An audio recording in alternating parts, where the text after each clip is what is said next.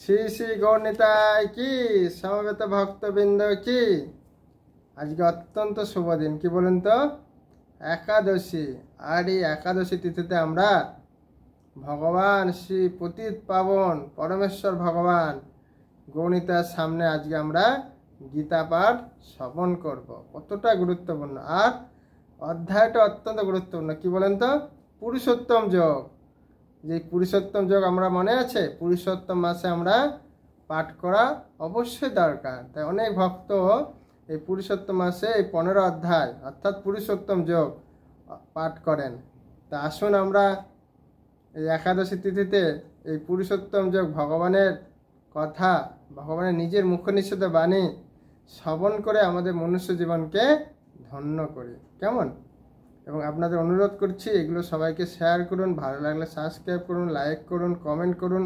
আরও আপনাদের কোনো বিষয় জানার থাকলে প্রশ্ন করুন। আপনাদের কাছে একটা আমার বিনীত নিবেদন, এই সামনে আসছে ভাদ্র মাসে কি ভাগবত প্রচার করবেন, অর্থাৎ ভাদ্র পূর্ণিমা মহোৎসব। এই দিনে পরীক্ষিত মহারাজকে সুখদেব গোস্বামী ভাগবত কথা শ্রবণ করেছিল। তা আপনারা চেষ্টা করবেন, যাদের গিয়ে ভাগবত নেই ভাগবত অবশ্যই নেবেন। এবং আপনারা যারা আত্মীয় স্বজন, পরিবার পরিজন বা বন্ধু বিভিন্ন যে আছেন তাদের ভাগবত প্রচার করবেন। বা কেউ যদি চান যে আমার পিতা বা সন্তান পারমার্থিক মঙ্গলের জন্য, তার উদ্ধারের জন্য আমি ভাগবত দান করবো, তাও করতে পারেন। তো অবশ্যই আপনারা এটা করুন। দেখবেন যে তারা পড়তে পারে, তারা এই জগৎ থেকে চলে গেছেন, তাদের পারমার্থিক মঙ্গল হবে, তাদের সদ্গতি লাভ হবে। এবং যিনি দান করে তারও অনেক অনেক ফল, আর যিনি অধ্যয়ন করে তারও অনেক অনেক ফল। সেটা আমি আগে অনেক মাহাত্ম্য বলেছি ভাগবতমের। তা আপনারা অবশ্যই চেষ্টা করুন, এটা গুরু গৌরাঙ্গকে সেবায় সন্তুষ্ট করুন এবং আপনাদের জীবন অনেক অনেক, আপনারা ভাববেন না যে অনেক টাকা নষ্ট হয়ে গেল। দেখুন এই ভাগবতের দাম 8,500 টাকা। আমরা কুরিয়ারের মাধ্যম দিয়ে আপনাদের ঘরে পৌঁছে দেব। কিন্তু আমার অনুরোধ, আপনারা সবাই প্রভুপাদের এই সংস্থার ইচ্ছা ছিল ভাগবত প্রত্যেকটা সভ্রান্ত পরিবারে যেন অবশ্যই থাকেন। এবং পতিত পাবন গৌরনিতাকে দর্শন করছেন, ইনিও চেয়েছেন যেন প্রত্যেক বাড়িতে ভাগবত, গীতা, চৈতন্য অবস্থান করে এবং তারা পড়ে তাদের মনুষ্য জীবনকে ধন্য করেন। তো আসুন আজকে আমরা পুরুষোত্তম যোগ অধ্যয়নপূর্বক শ্রবণ করি, কেমন। ওং নমো ভগবতে বাসুদেবায়, ওং নমো ভগবতে বাসুদেবায়, ওং নমো ভগবতে বাসুদেবায়। নারায়ণং নমস্কৃত্যং নরং চৈব নরোত্তমং দেবীং সরস্বতীং ব্যাসং ততো জয় মুদিরায়। নষ্টপ্রায়স্য অবদেষু নিত্যং ভাগবত সেবয়া, ভাগবতীর উত্তম শ্লোকের ভক্তির ভবতি নৈষ্ঠিকী। নমং বিষ্ণুপাদায় কৃষ্ণপৃষ্ঠায় ভূতলে শ্রীমতী জয় পতাকা স্বামিনীতি নামিনে, নম আচার্য পাদায় নিতায় কৃপাপদায়নে গৌর কথা ধামোদয় নবগ্রাম তারিণে। নমং বিষ্ণুপাদায় কৃষ্ণপৃষ্ঠায় ভূতলে শ্রীমতী ভক্তি বেদান্ত স্বামিনীতি নামিনে, নমস্তে সরস্বতী দেবে গৌরবাণী প্রচারিণে, নির্বিশেষ শূন্যবাদী পাশ্চাত্য দেশ তারিণে। যারা ভাগবত নিতে চান, আমার যে কমেন্ট, ইউটিউবে যে কমেন্ট আছে না, ওখানে আপনারা যে ফোন নাম্বার দেন, আপনারা আপনাদের সাথে ফোনে যোগাযোগ করে আপনাদের অ্যাড্রেস নিয়ে নেব, আর সেই অ্যাড্রেসের মাধ্যমে আপনাদের ভাগবত গিয়ে পৌঁছে দেবো, কেমন। তা আসুন আমরা গীতার 15 অধ্যায় অর্থাৎ পুরুষোত্তম যোগ শ্রবণ করি। এখানে প্রথমেই ভগবান বলছেন, কি বলছেন, শ্রী ভগবান বাচ ঊর্ধ্বমূল মদশাখ অসত্যং পাহুরব্যয়ম ছন্দাংসি যস্য পর্ণানি যস্যং বেদস বেদবিদ। পরমেশ্বর ভগবান বললেন, ঊর্ধ্বমূল ও অর্ধশাখা বিশিষ্ট একটি অব্যয় অসত্য বৃক্ষের কথা বলা হয়েছে। বৈদিক মন্ত্রসমূহ সেই বৃক্ষের পত্রস্বরূপ। যিনি সেই বৃক্ষটিকে জানে তিনি হচ্ছেন বেদজ্ঞ। কে বলছেন, ভগবান। অসদ্যসবং পোষিতাসু শাখা গুণ পবিদ্যা বিষয় পবালা অদস্য মূল্যান অনুসন্ততানি কর্মানুবন্ধানি মনুষ্য লোকে।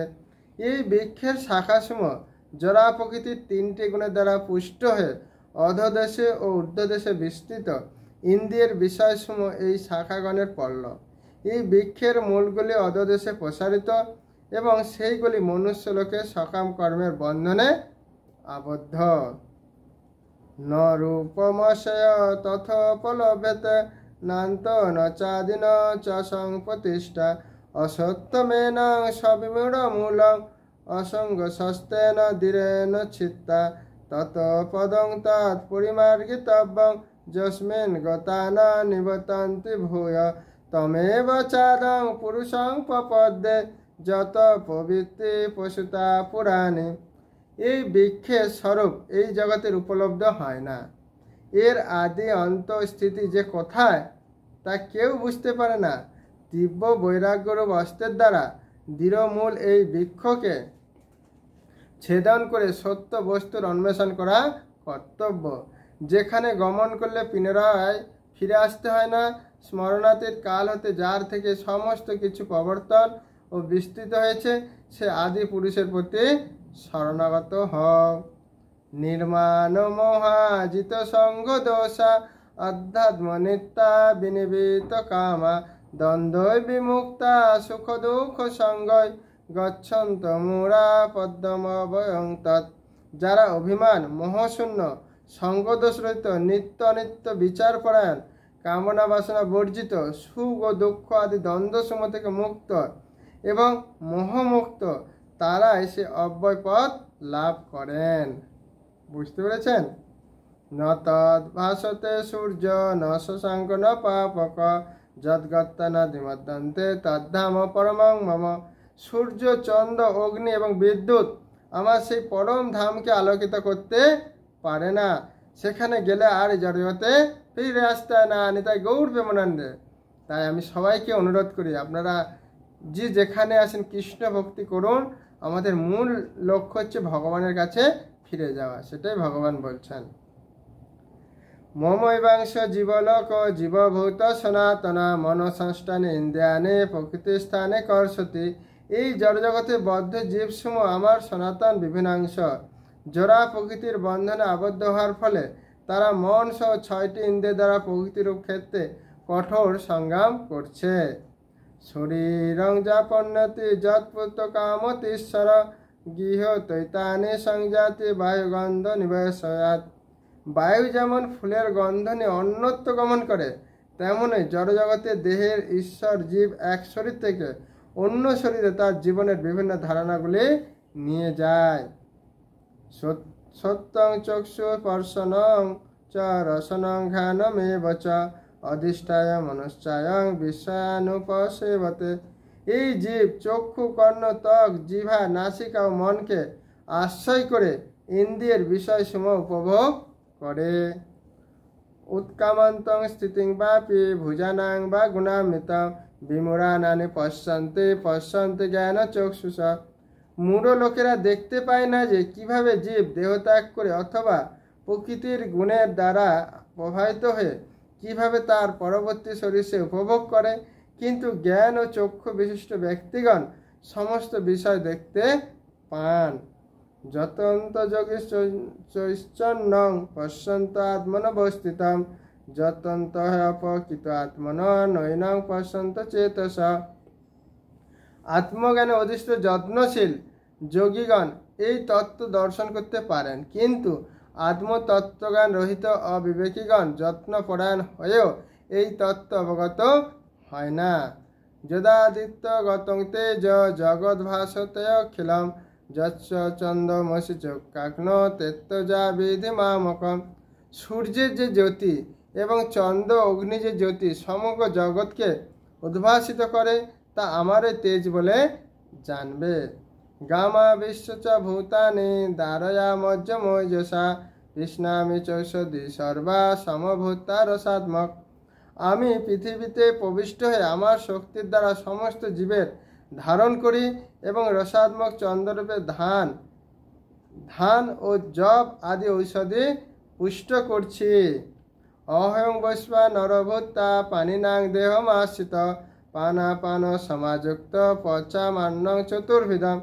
আমি যথাগ্নি রূপে প্রাণীগণের দেহ আশ্রয় করে পান ও অপান বায়ুর সংযোগে 4 প্রকার খাদ্য পরিপাক করি।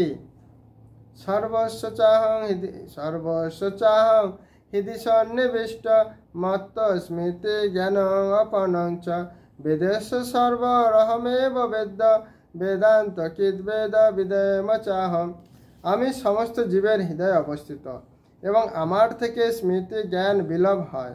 আমি সমস্ত বেদের জ্ঞাতব্য এবং আমি বেদান্ত কর্তা ও বেদবিদ। দামির পুরুষ লোকে খর চাক্ষর এবচ খর সর্বাণি ভূতানি কুটস্থ অক্ষর উচ্চতে। খর ও অক্ষর দুই প্রকার জীব রয়েছে। এই জড়জগতে সমস্ত জীবকে খর এবং চিৎ জগতে সমস্ত জীবকে অক্ষর বলা হয়। উত্তম পুরুষ তত্ত্বন্ন পরমাত্ম তুদাহিতা যো লোকতয় মা বিশ্ব বিভক্তবয় ঈশ্বর।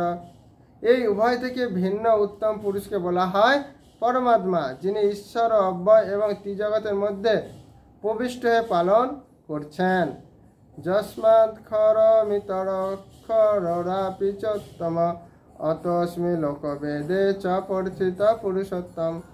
যেহেতু আমি খরের অতীত এবং অক্ষয় থেকে উত্তম, সেই হেতু জগতেও বেদে আমি পুরুষোত্তম নামে বিখ্যাত। যো মামেবা সংমূঢ় জানাতি পুরুষোত্তমম স সর্ববিধ ভজাতি মাং সর্বভাবেন ভারত। হে ভারত, যিনি নিঃসন্দেহে আমাকে পুরুষোত্তম বলে জানেন, তিনি সর্বজ্ঞ এবং তিনি সর্বত্রভাবে আমাকে ভজনা করেন। ইতি গুজং তমং শাস্ত্র মিদ মুক্ত ময়া নঘ এতৎ বুদ্ধা বুদ্ধিমান সাত কৃত কৃতস্ব ভারত। হে নিষ্পাপ অর্জুন, হে ভারত, এইভাবে সবচেয়ে গোপনীয় শাস্ত্র আমি তোমার কাছে প্রকাশ করলাম। যিনি এই তত্ত্ব অবগত হয়েছেন, তিনি প্রকৃত বুদ্ধিমান ও কৃতার্থ হন। তো এখানে পঞ্চদশ অধ্যায় সমাপ্ত। তা আমরা যে অনুরোধ করছি, এই জ্ঞান জগতের অত্যন্ত দুর্লভ। সবার কাছে জ্ঞান আছে, কিন্তু বিজ্ঞান এই পারমার্থিক জ্ঞান নেই। তাই ভাগবতমের মধ্যে সমস্ত কিছুর জ্ঞান আপনারা পারমার্থিক জ্ঞান লাভ করতে পারবেন। শুধু তাই নয়, জড়জগৎ থেকে উদ্ধার পাবেন, কিভাবে মোহ থেকে মুক্তি হবেন, কিভাবে বিভিন্ন ভক্তরা বিভিন্ন সমস্যার মধ্যে দিয়ে তারা কিভাবে ভগবানকে প্রাপ্ত হয়েছেন এবং তারা অন্তিমে কোথায় গেছেন, এবং সেখানে যাদের নিজের লোক, তার পিতা, কি হয়তো তার নিজের সন্তান, কি হয়তো তার আত্মীয় স্বজন কষ্ট দিচ্ছেন, তার মধ্যে মধ্যে কীভাবে ভগবানকে পাওয়া গেছে সেটাও জানতে পারবেন। এবং ভগবান যখন দাপর যুগে চলে যাচ্ছেন, তখন তার সমস্ত পার্শ্বরা বলছেন যে হে ভগবান, আপনি তো ধরাধাম থেকে চলে যাচ্ছেন, কলিযুগে আমরা কাকে নিয়ে থাকবো? কলিযুগে তো দোষে রাজ্জন, দোষে যুক্ত সমস্ত ব্যক্তি। তখন বলছে ভাগবত রূপে আমি থাকবো। তাই শাস্ত্রে বর্ণনা করা আছে, পুরাণে, পদ্মপুরাণে, ভবিষ্যৎ পুরাণে, স্কন্দ পুরাণে, যদি কেউ ভাগবত গৃহে রাখে, সমস্ত দেবতা লোক তার মধ্যে অবস্থান করেন। মানে আপনি ভাগবত রাখা মানে সমস্ত দেবতা লোক আপনার ঘরে বাস করছে, তার মানে কি হয়, আর কোনো অশুভ কোনো কিছু আসবে না, সবসময় শুভ, আর সব কিছু ভালো কর্ম করতে পারবেন, আর সবসময় ঝগড়ের মধ্যে কোনো অশান্তি আসবে না। তা আমি চাই আপনারা সবাই ভাগবত নেন, দান করুন, প্রচার করুন এবং তাদের জীবনকে সফল করুন। বুঝতে পেরেছেন? আর কারো উদ্দেশ্যে যদি ভাগবত দান করেন, সে ব্যক্তি উদ্ধার হয়ে যায়। আমরা অনেক সময় জানি যে আমাদের পিতামাতা বা আত্মীয় অনেক কিছু করেছেন, তার মঙ্গলের জন্য, তার উদ্ধারের জন্য ভাগবত দান করুন। কেমন? হরে কৃষ্ণ। যদি আপনারা করতে চান, কমেন্টে আপনারা ফোন নাম্বার দেন, আমরা আপনার সাথে যোগাযোগ করে কুরিয়ারের মাধ্যমে আপনার গৃহে পৌঁছে দেবো। কেমন? হরে কৃষ্ণ কৃষ্ণ কৃষ্ণ হরে হরে, হরে রাম রাম রাম হরে হরে। জয় পতিত পাবন গৌনিতায় কি, শ্রীমদ্ ভাগবতম কি জয়।